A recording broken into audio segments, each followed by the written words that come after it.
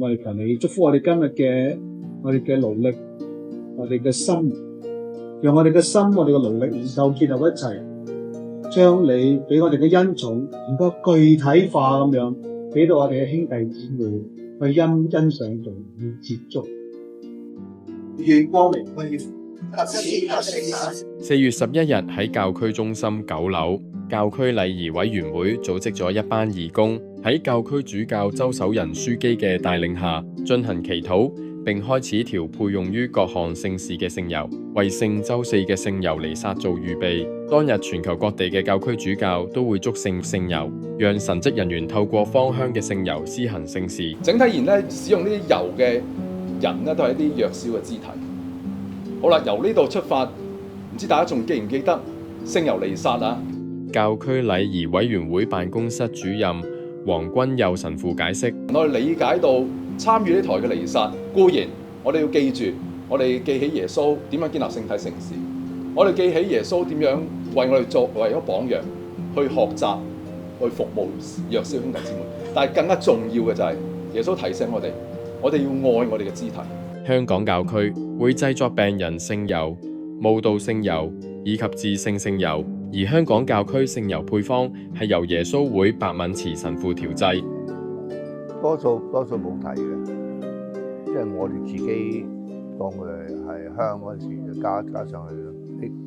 根本咧，如果係出谷幾嗰啲油會太貴，我哋根本俾唔到錢，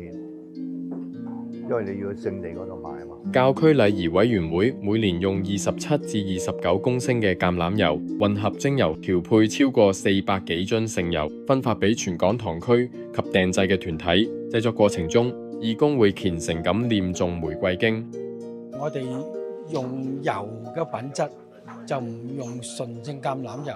因為純正橄欖油佢嗰個儲存反而會短啊。用 extra light 嘅橄欖油，因為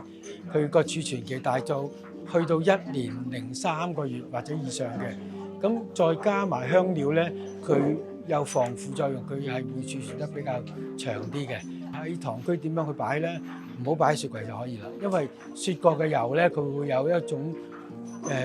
濁㗎，因為佢混和香料之後，有啲香料係同溫度有產生變化嘅。如果用唔晒嘅話咧，因為呢啲都係聖物嚟嘅，我哋可以點樣去處理咧？我哋用油索咗佢之後，然後抹乾淨個樽，嗰啲油抹咗油嘅紙咧，我哋燒咗佢就得㗎啦。如果個量好大嘅話咧，咁我哋都會將佢倒落去泥土嗰度，變成好自然咁去分解咗佢就可以㗎啦。我哋邀請咗聖母無原罪主教座堂助理司鐸歐家培神父，帶我哋睇下平時放置聖油嘅位置。我哋而家會同大家指示喺主教座堂，我哋喺邊度，我哋放聖油，就喺裏面咧聖約室祭台。我而家就會開咗聖油嘅地方。